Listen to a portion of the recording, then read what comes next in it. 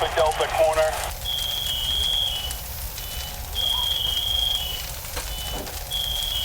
Commander Stoughton Fire, I'm going to need ambulance to the front of the building.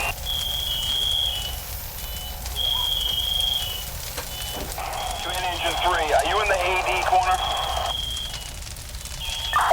Engine 3, Capt, the red line.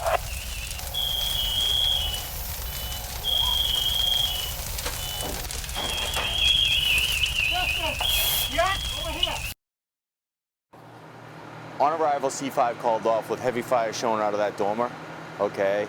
We tried to simulate a late at night, early morning fire coming from the attic area of a 1.5-story raised ranch. So, before we did the drill, we didn't have the opportunity to go in and see where we were going. This is totally new to us. We didn't know the layout of where we were going. So you go in there, it's dark, we're on our hands and knees, just as we would as if it were a real fire.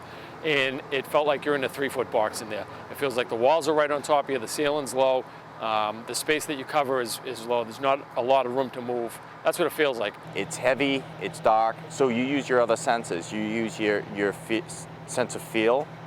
Your hearing is huge. We usually, when I told you before, we usually get a plan together outside the building. If we say we're gonna go right, we stay on the right wall, and we search all the way on the right wall. If we know we stay on that right wall, if we have to turn around, now our hands now we're staying on the left on the way out. And the drill we did today is similar to any drill we did in the academy. You just have to keep your training up. Training is what keeps you safe. And if you ever go too long without training, this brings it right back to you. And if it's good training, which today was, it all comes back. It's almost second nature once you're in that situation.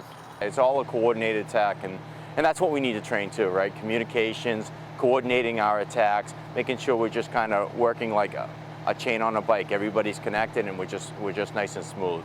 And this gives us that opportunity to really practice that. Advancement in was good. It was heavy smoke. It's actually plugged more today than it's been, so it's actually really nice. And then finding that attic, it's typical, right? Hold on. Wait, whoa, hold up. I can't see the ceiling. Hold on. It's on the hallway right here. All right, Brian, be careful pulling that down. There's a ladder that comes straight. You get behind me with the nozzle. Scott's low air alarm started going off, so I took Scott and I put him into a freezer as a down firefighter. I had him call the Mayday.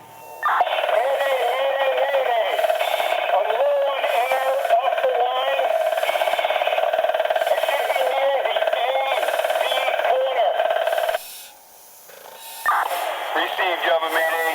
Missing firefighter near the AD corner, Alpha Delta corner.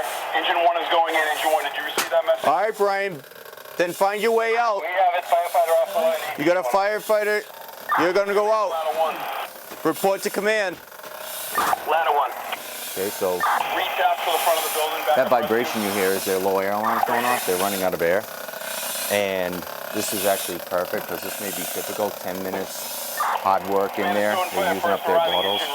Yeah, so our air packs are rated for 30-minute bottles right now. We have 45 and 30-minute bottles. But your actual work time, when it's really laborious, is anywhere probably between 15 and 18 minutes of actual hard work. And then you heard the low air alarm go off. They're down and they have 25% of their bottle left.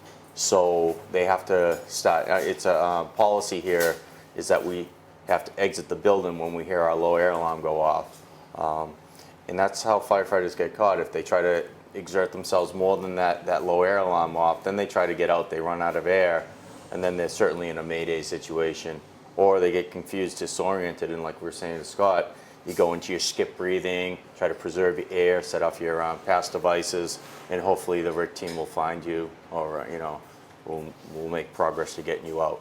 It's just like everybody, the things you do every day, you just get better at. You're just constantly on hands. Our medical calls, our motor vehicle accidents, that's probably 60% of our calls.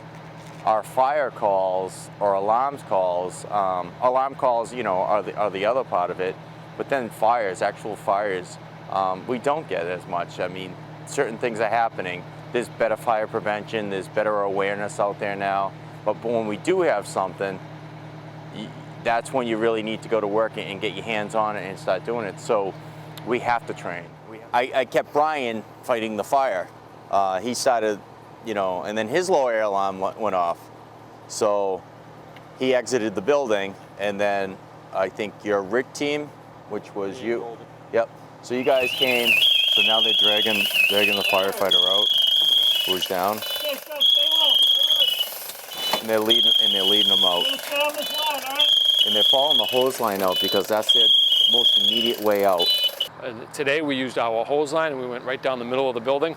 So it was our hose line, that's what orientated us to our direction, whether we were going in, and then when we needed to come out, it was too dark to see anything, no windows, no doors, so we just follow our line that's in the middle of the building, follow that line, and you know that line goes out the same way that you came in. You found the firefighter quick, you got him out. I mean, that was good. And taking that second hose line in is key. Yeah. You can't always rely on their hose line. Right. Yeah, so, and there was nobody left on the hose line. Brian's low air alarm went off and he left.